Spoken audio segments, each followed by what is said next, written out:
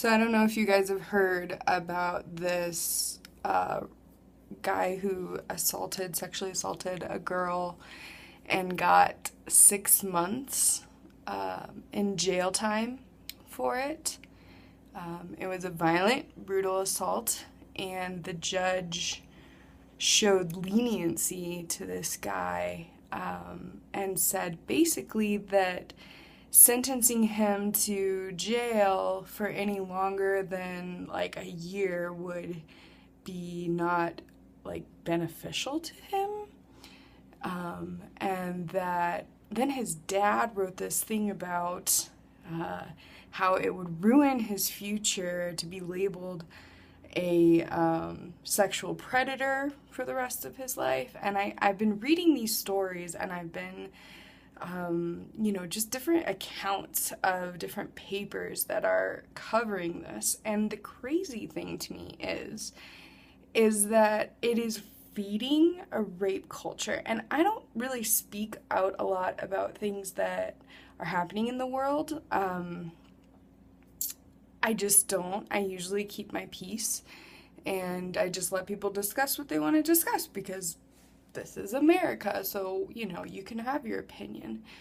But this is atrocious. And this is what makes women not report their assaults. Because this girl, from everything that I've read, it wasn't rape. And I don't even know what that means, but she was assaulted.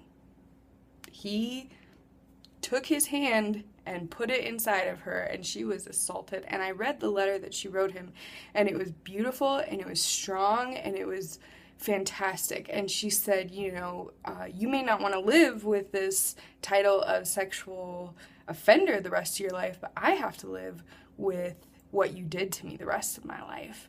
And it just made me so sad for the world that it is coming behind a guy who goes to Stanford, who's on a swimming team, has all these scholarships, and says, well, his life is ruined and that isn't right because it was just his first time and he doesn't have any other offenses.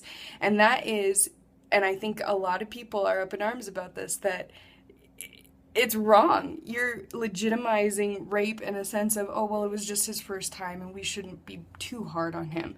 What about the victims who have to live with this every day? What about them? And I don't speak often, and few people know my story, but I was sexually assaulted.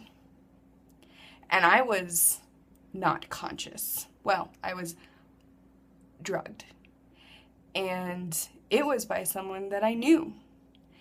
And I didn't report it because I was terrified that I would not be believed. I didn't really even know what happened. I mean, I was in and out, and I knew what was happening, but I didn't know what to do about it. And I didn't think anyone would believe me really legally. And I didn't want to pursue action because I knew this person. And so I ran away, and I made a new life in a different state. And I don't know if that was the right choice, but I do know that the reason I was scared was because it was my fault already. Even to some of the people that I did tell, some of the first questions, what were you wearing? Why were you over there? Why did you go with him here? Which I get asking those questions, but that's not the point. The point is, even if she was drunk at the party, he shouldn't have done that. The point is, even if I did drink a glass of wine, you don't do that to a woman.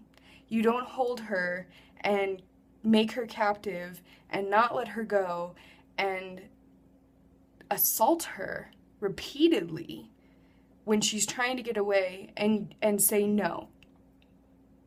My voice got taken away in a lot of ways, and I have fought in other ways in my life to get that back. And this story just highlighted so much of the fear that I think a lot of victims have, and the strength of this woman for fighting for herself, for fighting for all of us, to have a voice in a justice system that is often against victims, often for the people who are victimizing, and trying to get lenient sentences for young men who, have bright futures. What about our future? What about my future? What about how my life was drastically changed? And you're right, it's my fault. I didn't report it. But it should have never happened in the first place. And it's atrocious that we live in a world where this is an okay sentence, where a judge actually looked at this person and said, well, I don't want to be too harsh. When you get assaulted, your safety gets taken away. Your voice gets taken away. Your sense of who you are gets completely wrecked, and you have to spend so much time trying to rediscover who you are and not be a victim. Because in 1 minute, you are made one. And it takes years. There are still days where I struggle. There are still nights where I am terrified. It's not fair to us. There needs to be change in this world. And I'm sorry I didn't speak up before. I wish that I had.